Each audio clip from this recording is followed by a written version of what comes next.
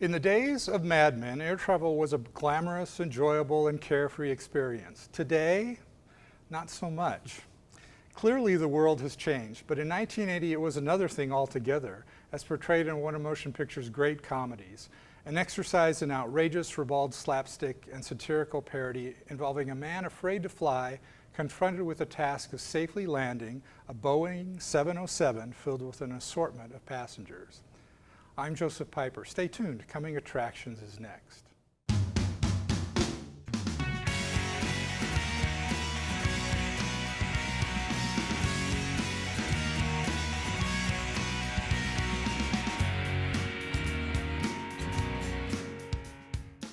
I'm Joseph Piper. On Friday, May 26, 2017 at 7 p.m., Bruce Crawford will present his 40th tribute to classic films at the Joslin Art Museum, 2200 and Dodge Street, Omaha, Nebraska.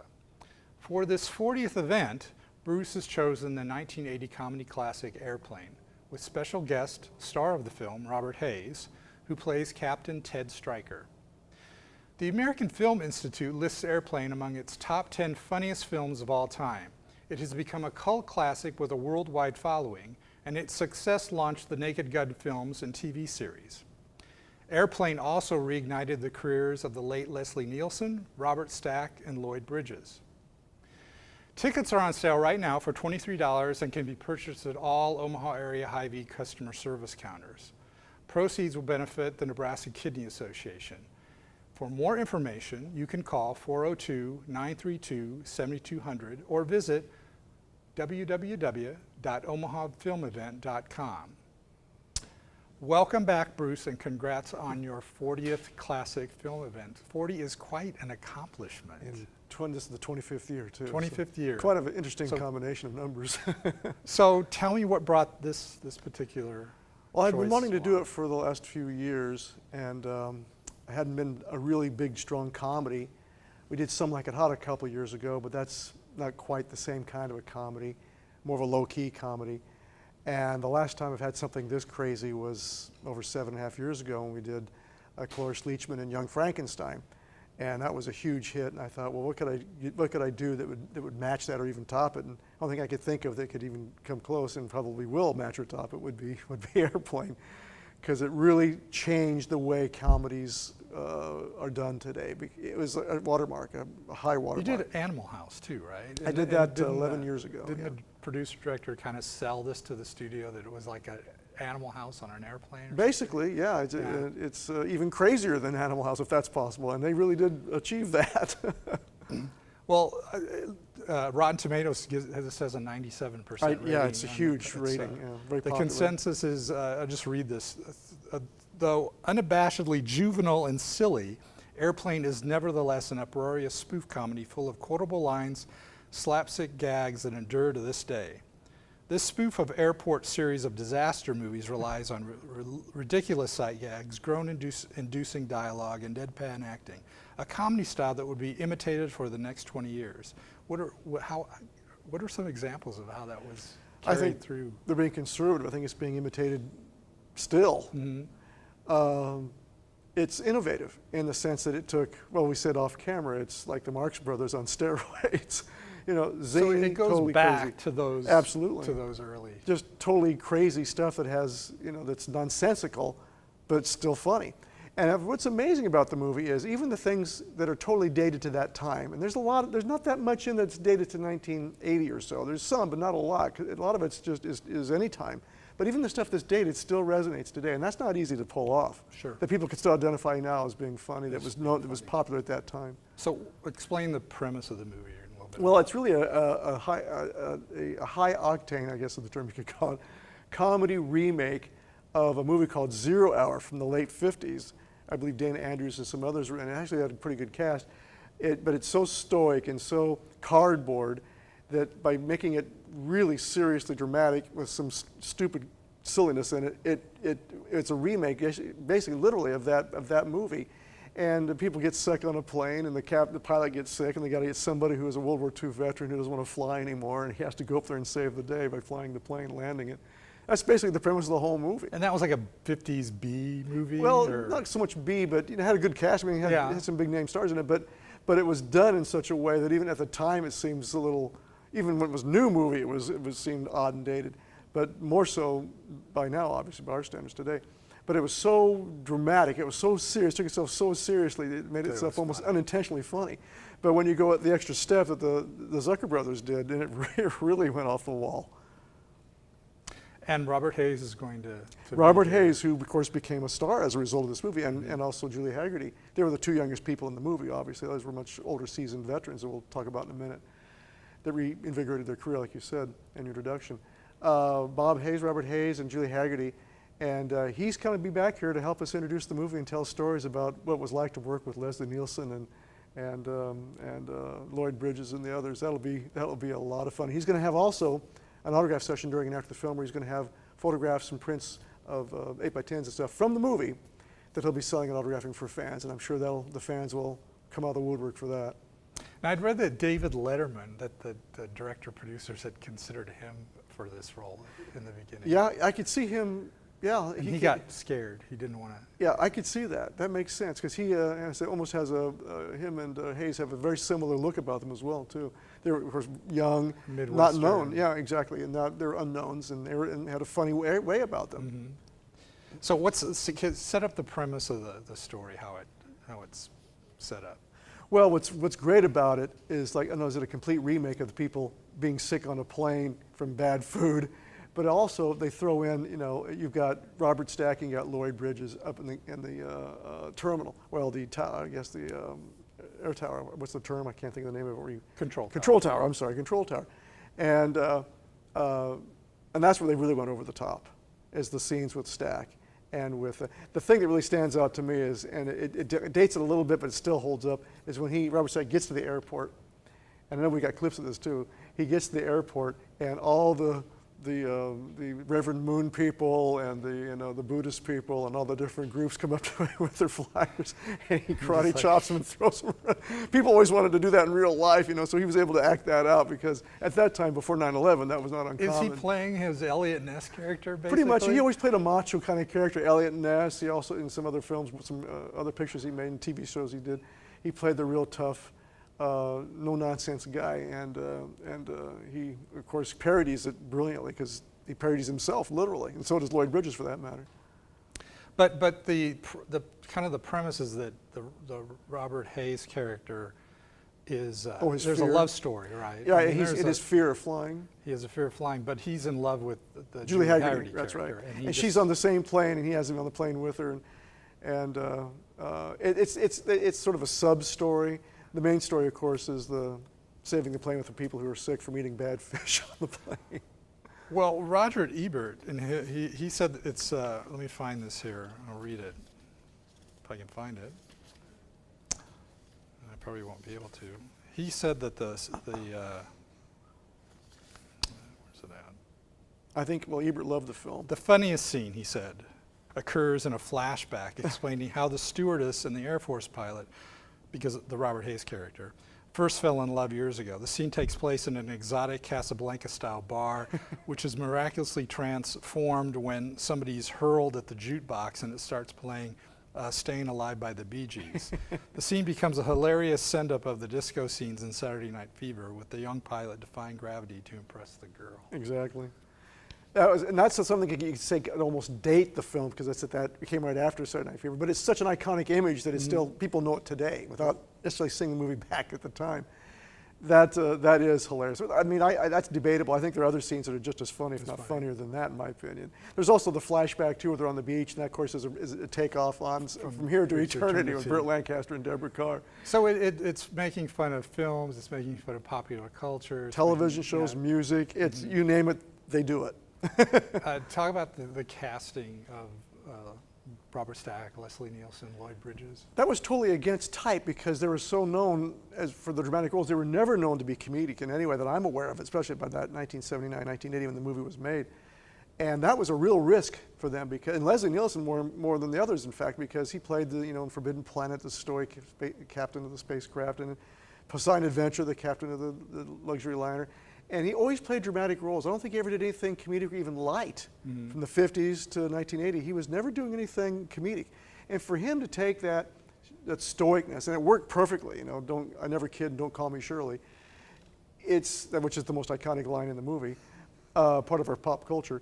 But when you think of how he had to completely turn that around on the face of it, I don't know how he did it, and yet he achieved it and created a whole new career that lasted almost another 30 years. So he reinvented himself. Literally reinvented himself. But he wanted to do it, right? Oh, absolutely. Yeah, he well, he wanted was that coming. chance. His career had kind of pretty much over by that point. He said he didn't want to play grandpas and things like that. He didn't want to play, yeah, exactly. He wanted to play more leading roles, and of course he did it in the Naked Gun movies and TV series. He was the lead, even though he was a much older man by that point. And he was just absolutely hilarious to the very last. Everything he did. And of course, Robert Stack is famous for playing Elliot Ness. Elliot Ness, and of course, after that, he also had the TV series, the reality show, Unsolved Mysteries. But not so much dramatic acting, but more of the TV related. Right. But he was a big kind of leading man in the 50s. He was in the 40s and 50s, yeah. Written on the Wind, and some other films. And of course, Elliot Ness is his most famous. That was on for years. It was a very serious image. You're seeing Elliot Ness as an airline pilot, karate chopping and beating the crap out of all these people. But it was so, time had passed in a way that kind of made that probably work, that you could not know. It wasn't so close to him being Elliot Ness. Not about 15, 18 years ago by and then at that point. Lloyd Bridges had won an Emmy and had another Emmy nomination, I believe, or had 2 Emmy nominations. That might be. He, of course, he had that famous underwater scuba program movie or TV series he was very popular for back in the 50s. And he was big on anything with the ocean, anything aquatic. And he always played strong, dramatic roles. It was always very dramatic. It was nothing very comedic or light about any Lloyd Bridges performance. And of course, by the time this came around, his career also made a complete 180, just like Robert Stack's and Leslie Nielsen's. Just amazing how these people could veer off and make parody of basically they're parodying themselves. Nielsen appeared in more than 100 films and in 1,500 television episodes, portraying more than 220 characters. Oh yeah, I'm sure. And always stoic, strong people, nothing funny at all. And same with Bridges and Stack. And in another bit of trivia, Gene Roddenberry, who worked with Bridges on Sea Hunt. Sea Hunt, that's right. He offered Bridges the role of Captain Kirk on Star Trek before William Shatner. I believe that. Bridges received a nomination for Tragedy in a Temporary Town, which was directed by Sidney Lumet, and a second Emmy 4 decades later for his role on Seinfeld. Which of course came after Airplane. So they reinvented themselves, and there's a lot of that going on. Talk about that. We have there's the series Feud about Bette Davis. Yeah. Where they're kind of facing that later stage in their careers. Well, they don't know how to go on with their career. What did they do? They went into horror films and were very successful, incredibly successful.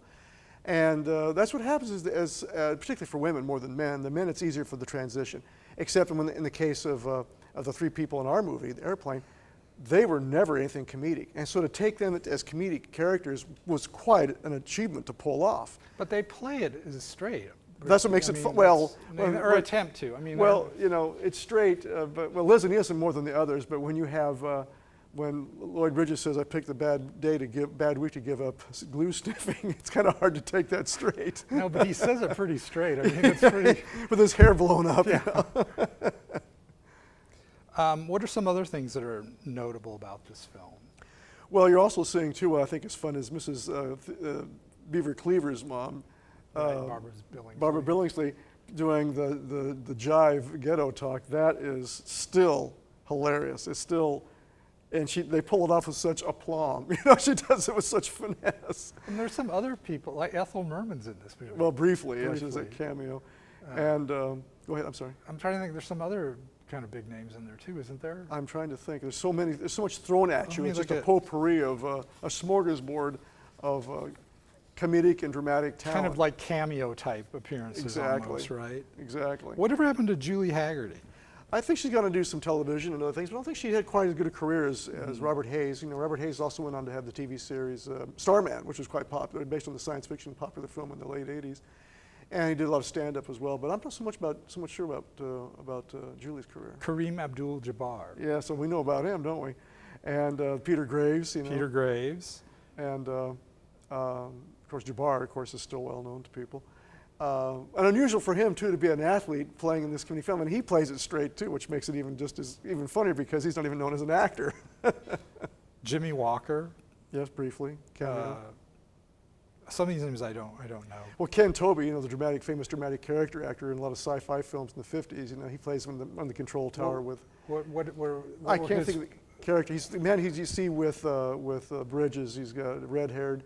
You recognize his face. He's been in a lot of classic science fiction films, and he's always playing straight. And this one, he of course, just like Bridges, plays it straight and as crazy as all get out. Funny. Howard Jarvis.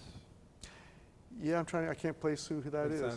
Lorna Patterson. Oh yeah, well she plays the beautiful stewardess, and a very pretty gal. And she's one of the great scene is we're tying it into what the United Airlines thing that maybe they'll still be in the news when we're on the air. Or another one will be in the Or news. another one. They Now, have a scene Peter- where Lorna Patterson's pulling Peter Graves' body down the aisle of the airplane, but nobody's paying attention. It's just like the guy off United Airlines being drug off. Just exactly. And Peter Graves, that's more of a cameo for him in this, right? Or Well, is he has a cameo? major role. He plays the pilot. Yeah, he's the pilot. He's the right? pilot, Okay. yeah. He says, Joy, do you like gladiator movies? It said the film cost $3.5 million, took 34 days to make. Was that unusual for that time? Well, that's not too low a budget in 1980.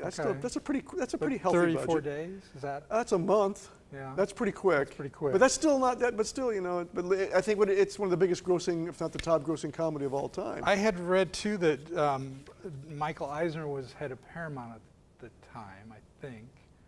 Paramount, because was it Paramount? Paramount, yeah. Yeah, and that the Zucker brothers and the other guy, Abraham, wanted this to be like not a big plane, like a propeller type. A little prop plane, Yeah. yeah.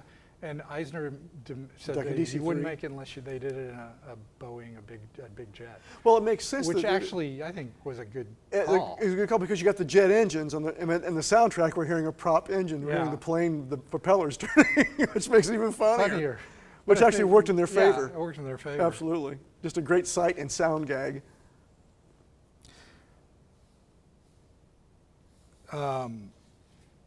In that movie from the 57, Zero Hour. 0 Hour, yeah. An obscure Warner Brothers film. They paid $2,500 for the rights to that film. To take the screenplay and adapt it for this, yes. Boy, did that pay off in dividends, didn't it? By the millions. And because they had part of the share of that original film had been owned by Paramount, that's how Paramount got word of it.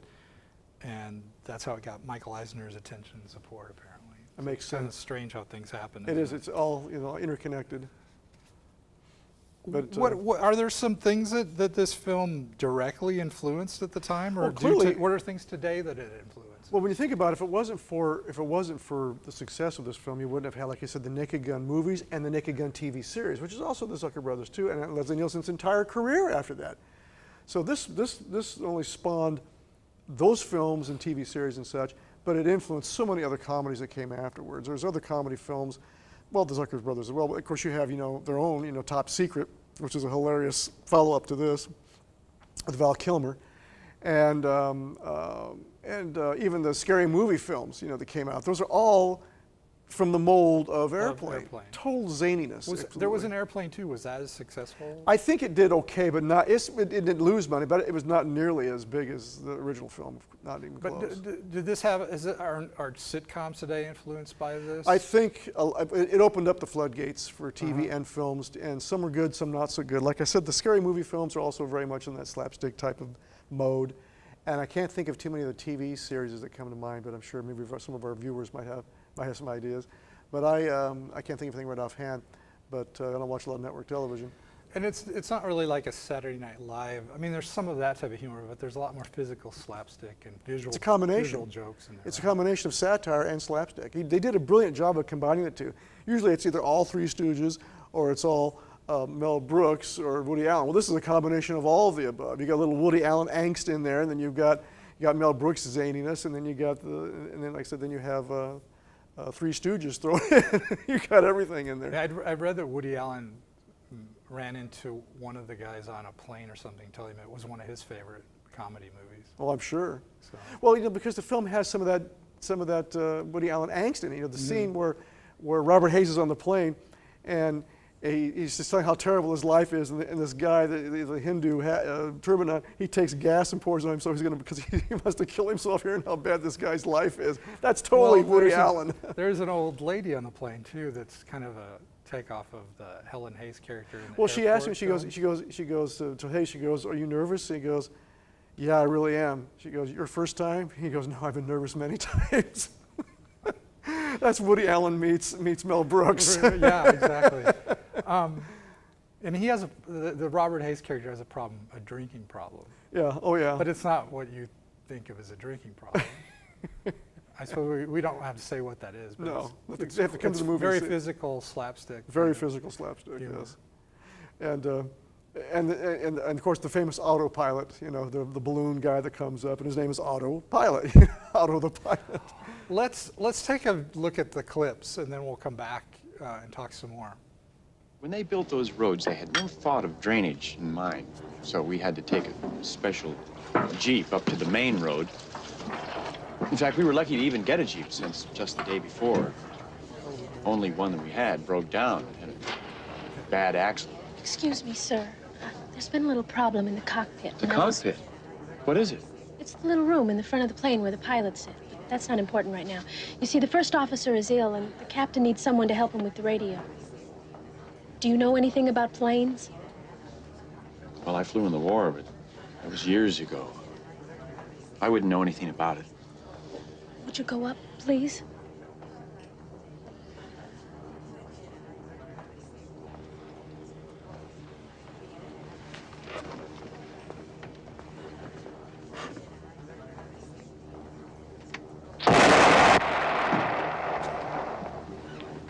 The stewardess said that both pilots. Can you fly this plane and land it? Surely you can't be serious. I am serious. And don't call me Shirley. Doctor, I've checked everyone. Mr. Stryker's the only one. What flying experience have you had? Oh, I flew single-engine fighters in the Air Force, but this plane has 4 engines.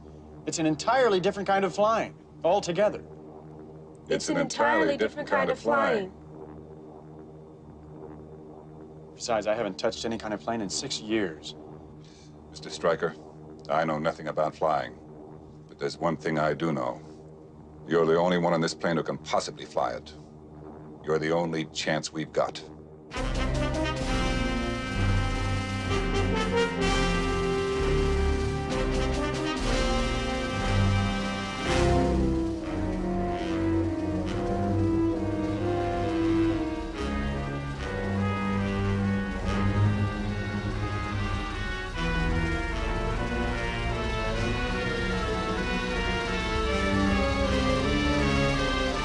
So there we saw some clips from the film, but another thing I wanted to mention is this is kind of a satire of all the airport disaster movies that had come out during that period.